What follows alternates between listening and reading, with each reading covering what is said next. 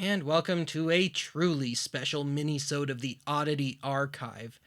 In the last few weeks, the master tape of one of our earliest episodes has gone missing, and I make two backups of all our shows, and those have gone missing as well. So I've asked around, and nobody in our fan base has downloaded it.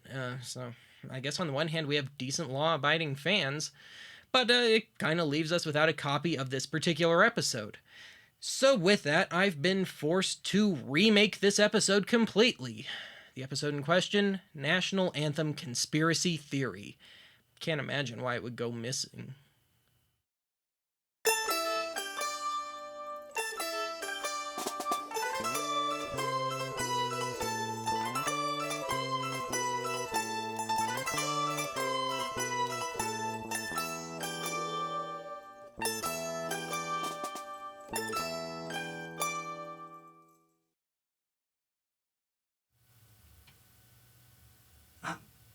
Hi, welcome to a special mini-sode of the Oddity Archive.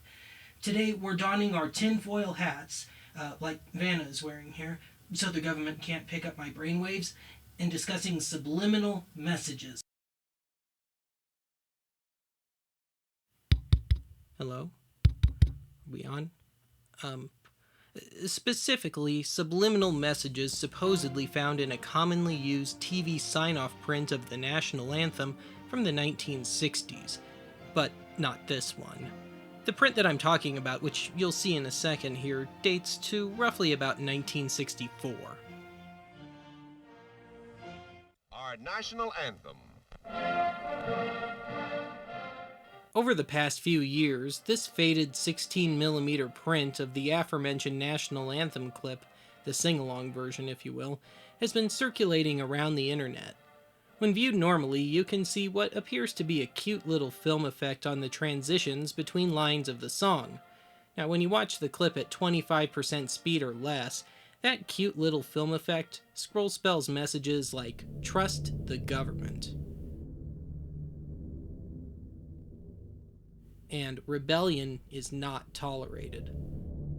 The problem is, no one with a copy of the 16mm film has stepped forward, allowing their copy to be examined, preferably by a certified TV sign-offs expert like myself. You know, just to make sure the subliminal messages are real. Ladies and gentlemen, our National Anthem. Well, once again, thanks to fuzzymemories.tv, the Museum of Classic Chicago Television, we've got an off-air recording of this anthem clip dating to February of 1984, probably one of the last times this film aired on TV. This is how folks saw the clip over the air from the 60s through the 80s.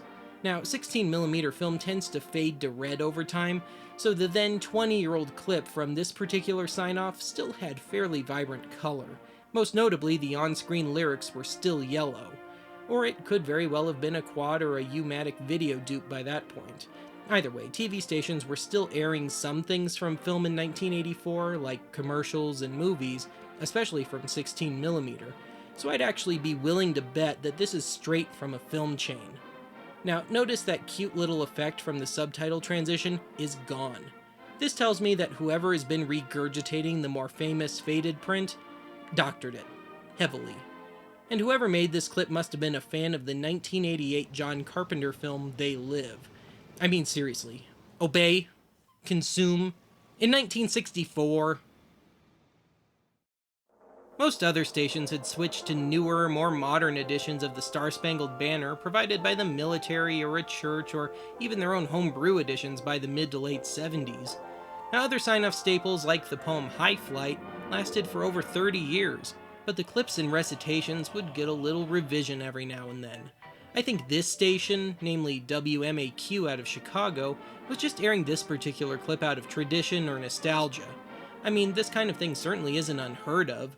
For example, WCBS in New York was airing their old 50s vintage off-the-air slide as late as the late 70s. And that's it for this very special mini-sode of the Oddity Archive. Join us next time when we